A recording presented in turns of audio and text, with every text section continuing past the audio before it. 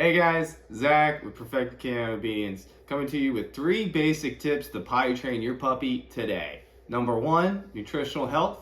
2, training. And 3, training tools, the proper tools that you want to use to potty train your puppy. All these tools I mentioned are all listed in our link in our description below from our site, free shipping. Thanks, let's get right into it. Alright guys, first and foremost, nutritional health of your puppy. So, some basic things I first start looking for when I'm potty training a puppy, whether that be my own puppy or training throughout our curriculums. So, first and foremost, most important, stools. As weird as this sounds, this is important to keep a close eye at your puppy's stools and their bowel movements. If a stool is runny, there is something wrong. Okay, whether this be medical, an allergy, or something just does not agree with their stomach that you are feeding them. So first and foremost, let's be sure we are not giving our puppies any table scraps at this stage in the game. Yes, they could potentially get that as a reward as they get older and earn it, but this early on, if you're looking to potty train them, I do not recommend. Now, next is allergies. So some surefire signs to look for this. Let's say you have chicken as a flavor for your dog food in the kibble or in their treat. If the dog has a runny stool right after this is a surefire sign your dog more than likely has a chicken allergy. If the dog has a chicken allergy, maybe try switching to beef or salmon flavored treat and or food. This will help you significantly. If the dog's having a runny stool, it is almost impossible to potty train them at that stage. Next is health. So obviously health is important to all dogs and people. So health things that you need to look for is just a good natural diet, okay? Making sure the food and the treats that you're giving them has limited ingredients, not lots of fillers, and is something that you would want to eat as well. All right. Brands I recommend of foods, all are listed on our site, but a great staple brand of mine that I love, Hill's Science Diet.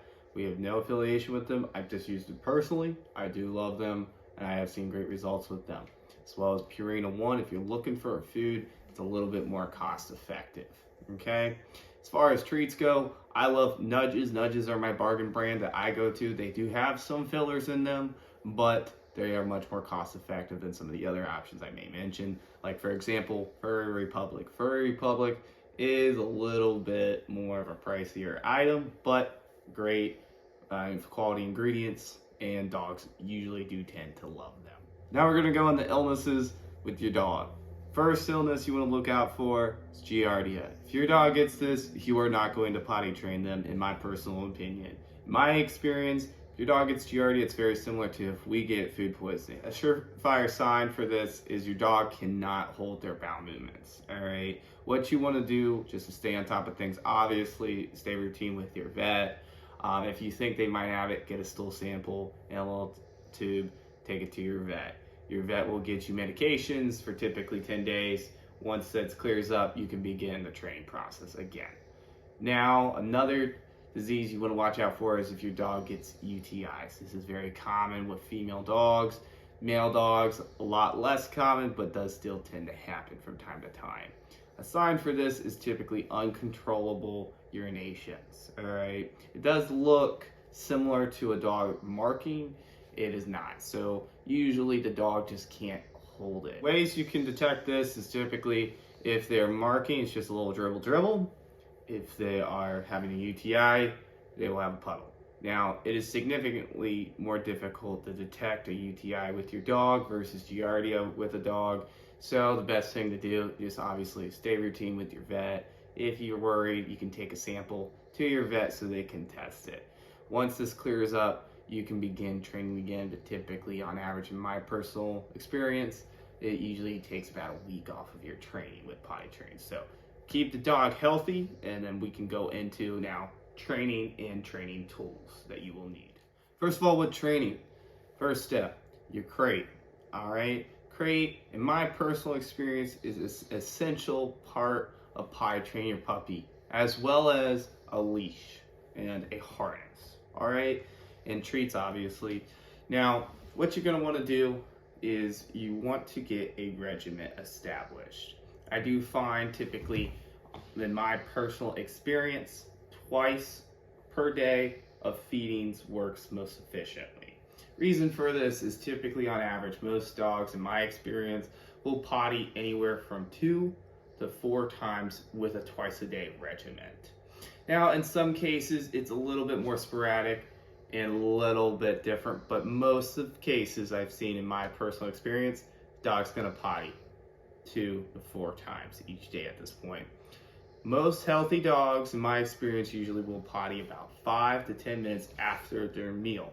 So what you wanna do, take their food, put it in the crate, so they're eating the crate, they're associating the crate as a positive experience as well with their water.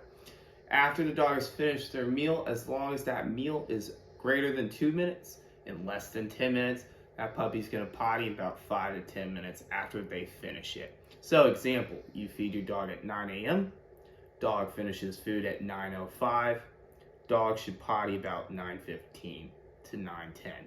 All right, so you pick the puppy up, take them outside, wait for them to potty, keep it pretty boring. As soon as the puppy potties, within 2 seconds, give them a treat, and it's the happiest day of their life. It's their birthday, all right? Then give them a treat for going back into their crate. Reason you want to do this is you want the puppy to be in a confined space, in a happy space, so they're learning to hold it. Puppies by nature, they don't hold it, they have to learn that, and it's your job to teach them that. Next, if your puppy does have an accident, this is not your puppy's fault. Puppies by nature, they are not prone to holding it, all right? It is on us. It is either coming from a lack of consistency, structure, or food or diet or nutrition, all right? So do not scold your puppy. Just, if you can catch them in act, you can swiftly pick them up, not aggressively or angrily or any notion like that. You're just picking them up, taking them outside. If they do continue to go outside, give them a treat, reward them. If you can't catch in time, just clean with something to, as best as you can, destroy the odor. My personal preference of training tool for that is Nature's Miracle. I love this brand. I have used it several times, but by no means is this the only option. If you do look for a place to get this, you can get it on our site with free shipping in the link below. How you use this, very simple. You spray it on the area the dog potties, and then just let it dry, rub-a-dub-dub. All right, it's not a cleaner, so if you do also need to disinfect the area, you use your cleaner first, let it dry, then you spray again, and then rub down again. If the puppy potties in the crate, you need to spray every inch of the crate to get the scent gone. So how I personally have done it, if the puppy has an accident in the crate, I take the crate outside, dump the accident where I want the puppy to go, then I spray the crate down, and then I hose the crate down, then I dry the crate down. Now what you do when they do leave a mess, if you aren't able to catch them in time, you spray it down with your scent destroyer to get rid of the scent for the dog so they aren't drawn back to go potty there. Clean that up, no harm to the dog, don't scold them, put them back in the crate. All right, or if you're doing the umbilical cord method, which is just keeping them leashed at all times, then you don't scold them or anything. All right, you just take them out promptly. Last thing for training that we're going to cover today is if the puppy does have an accident, if you are able to, take it, put it where you want the puppy to potty. The more scent that is outside, less scent that's inside, the more the puppy will be drawn to go outside. All right, guys, if you found this information effective and helpful for you, click the link below to our website for more additional training options and training tools for your puppy today. Also, we always appreciate a like, subscribe, and turn that notification bell on. Definitely helps us out and helps the channel grow. Thank you. Have a great day. A dog's reputation as our best friends is wholly deserved, but this relationship is greatly enhanced when they are properly trained. At Perfected Canine Obedience, we provide Cincinnati homes with unrivaled, private in-home training and boarding.